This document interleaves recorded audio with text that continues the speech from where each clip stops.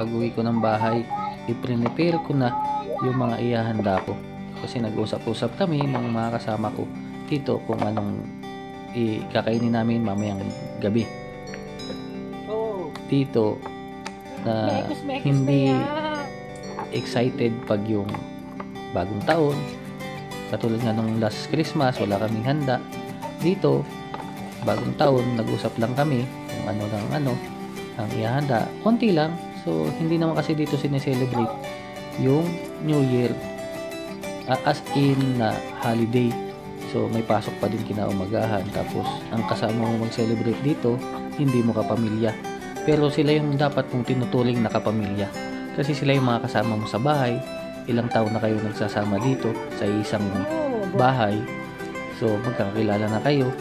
Wala kayong alitan. So, yun ang kagandahan pag nasa ibang bansa ka. Kailangan mong mag-adapt, kailangan mong mag-adjust. Kung may mga hindi kayo pagkakaintindihan, pag-usapan nyo. Kasi, unang-una, kayong mga magkakasama sa bahay yung dapat na nagtutulungan. So, dapat laging happy lang. Pag may mga problema, pag-usapan lang. Hindi na mapunta sa kung ano pang pisikalan.